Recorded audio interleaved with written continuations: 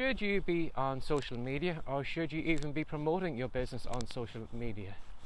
Now at the moment I'm reading a book on Stoicism, and it's by Ryan Holiday, and it's kind of reflections for a year. So every day you have a new thought that you can kind of ponder on your day. So you have all these Greek philosophers and these kind of the who's who of ancient Rome who had wrote these kind of diaries and thoughts and all these different things in the past. And what Ryan does is he kind of gives you the thought, but then he has a little section after it where he kind of modernizes it, or he explains it a little bit further, or maybe he kind of takes it into our time rather than back in ancient time, which you probably couldn't understand. So one of the ones was questioning your perception, or questioning the beliefs that you have. A lot of us will never really question our beliefs or our perceptions, because sometimes they are made on autopilot, and sometimes we have this kind of mental filter that if something doesn't agree with us, we just kind of dismiss it out of hand and we don't even look at it. So for example, if you met a complete stranger today, and if for whatever reason they maybe looked like an old school teacher that you liked, or maybe they were wearing a t-shirt with your favourite band on it, or maybe they smiled like a friend that you hadn't seen in a long time, you'll probably make an instant perception up, or an instant judgment on that person. You'll either like them because they like the band you like, or that they remind you of that long lost friend, or you may have an instant dislike to them because they remind you of that teacher who was just a complete nightmare while you were at school. And sometimes it happens in a kind of a split second. It happens so fast we don't even realize it, and even before that person has even reached out their hand, said hello, or done anything, we have an instant perception of them, and we kind of put them in whatever category we think they belong in.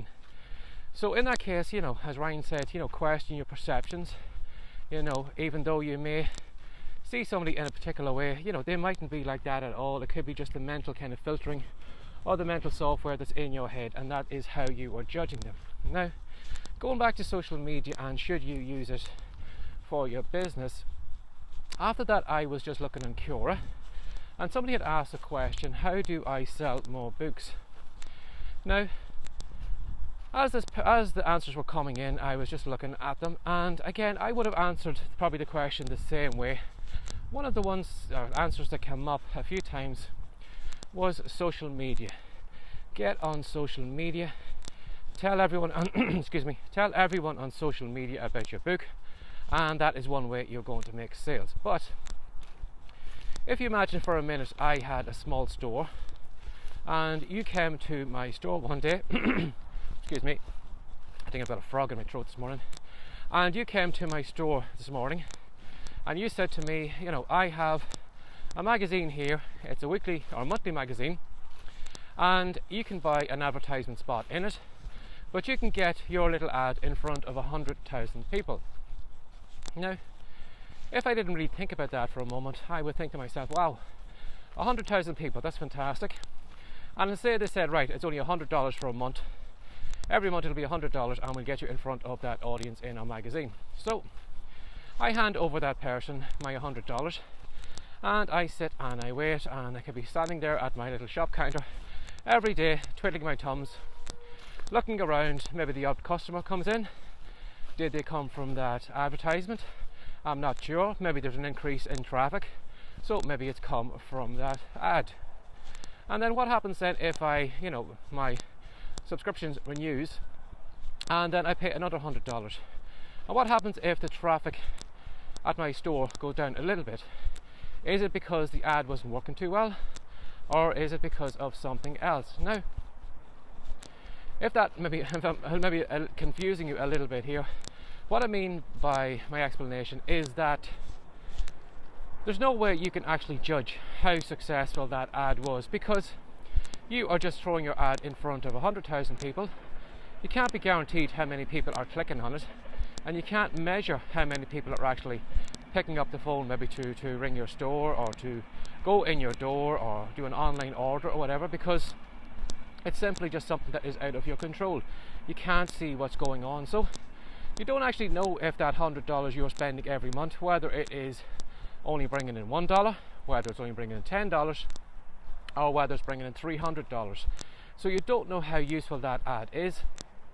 And Facebook and all these platforms are almost like that magazine that advertise. We're going around saying, you know something, come onto our platforms because we have maybe 5 billion people on them, and you know, when you get on and you start showing your products and your services, you know, this audience is going to come flocking to you.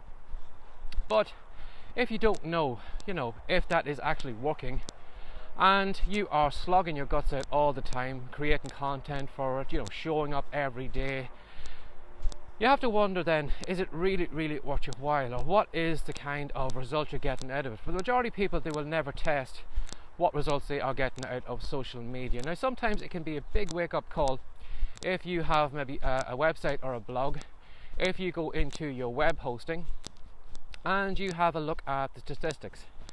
So you will find, if you go through all the stats of your website, you can actually see where the majority of your traffic is coming from. So then you can actually have, you know, a result for what is happening. So you will find, maybe if you are doing a lot of content on Facebook or whatever, you will probably find maybe some traffic from Facebook. But if you're on a platform, for example, maybe if I was creating a load of content for Instagram, and everybody says Instagram is the place to go to because it has billions of people and it's the most fantastic place ever. But if I did start creating content for that over the next couple of weeks, and then I actually did go back into my web stats and saw that there was no traffic coming from Instagram, I'm sure you would say to yourself, why the hell would I be on Instagram? Because it's a total waste of time and it's not the platform for me. And why am I even bothering creating content for it every day? Filling that platform with my content, you know, a lot of these platforms like Facebook and Instagram, they are huge. But at the end of the day, they don't even create any content. It's all the kind of minions they have all over the world who are creating memes, who are creating posts, who are creating images and all this thing. And they're basically filling all that website up for them with content. And then all Facebook does is just simply slot a few ads in, and that is their business model. So you have to wonder then, is it really worth your while actually going on these platforms when you can't actually measure, or if you haven't been measuring, if you can't even measure the results? You know, going back to that magazine, again, that person that owned the magazine said, right, you can get in front of 100,000 people. But, you know, maybe if you have a pet store, how many of those 100,000 people are pet owners? How many of those 100,000 people actually live in your area and would be maybe driving by your door or in range of your shop? You might find that even though you could be getting your ad in front of 100,000 people, there may only be 10 people that would be ideal people for you. And again, you know, how often would they buy every month? So what I'm trying to say is, you know, even though everybody is kind of in this monkey see, monkey do, as Ryan Holiday said, and in that Stoics book, you know, question everything, question the perceptions, because, you know, you can be kind of led along in the kind of gang following everybody else because everybody else is on social media. You should go on social media. But if you are using the platforms and you're only using the free ones, you know, the free version of it, just basically just filling your content out there every day, hoping that somebody is going to see maybe your colouring book image, or maybe see your, you know, your whatever, your fiction book or whatever that's coming out. You know, if you are kind of over there, you know, slogging your guts out to try and get those people, you know, you have to wonder, well, how many people on Facebook today are actually looking for a fiction book? How many people are actually looking for a colouring book image? And you will find that even though, you know, you will find some gurus or some people say, well, you should buy this software because it's going to get you in front of a potential 5 billion audience. That's not your audience. Your audience is a tiny fraction of that, you know.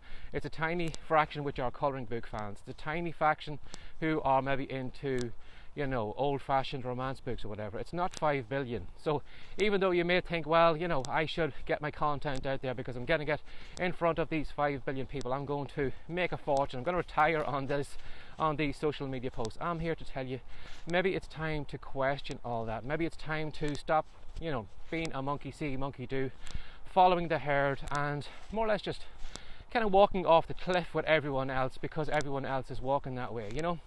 As Earl Nightingale used to say, you probably wouldn't make a mistake if you walked in the opposite direction to everyone else, because unfortunately a lot of people will kind of follow everyone else and not actually question who is actually at the front of the group, and is the person at the front of the group, are they actually thinking, or are they just simply just walking along and they had just built a herd behind them? So give that some thought today. You know, if you are slogging your guts out on all these social media platforms.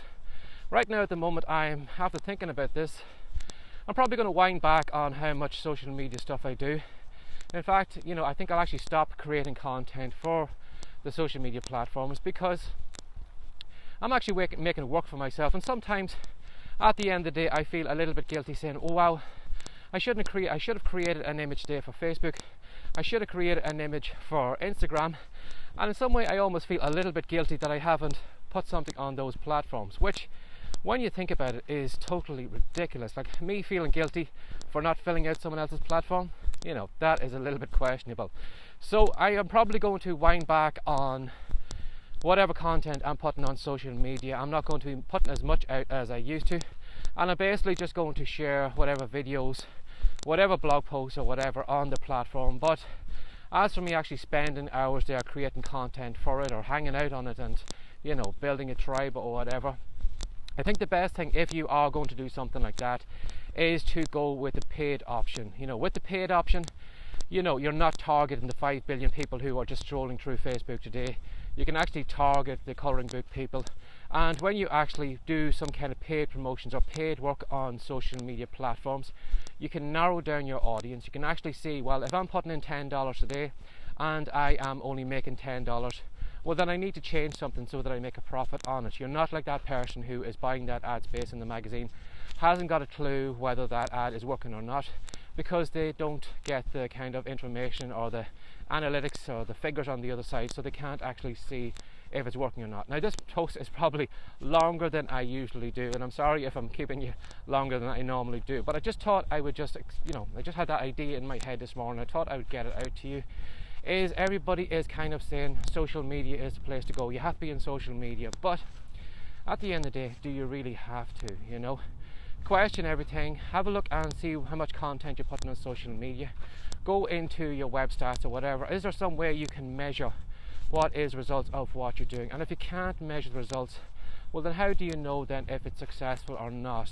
You probably can't measure it unless maybe you're doing some kind of paid promotion, where maybe you're buying ad space on Facebook, and at least then you can see how many products you're selling on the other side, and then you can work out then how much you're spending to how much you're making, and then see if that platform is worth your while being on. So again, sorry for the long post, but I just thought I would get that thought out there, because unfortunately there's a lot of monkey see, monkey do, and I don't want you kind of walking along with the herd, being a busy fool, creating content for all these platforms and just not getting anything out of it. I'd rather you would just focus on your business yourself, write your own blog posts, write your own books or create your colouring books, whatever, and focus on that. Focus on an asset that you can control, rather than filling somebody else's platform with content that you can't even be guaranteed is even working over there. So as always, have a great day, and thanks for your time today. Take care. Bye bye.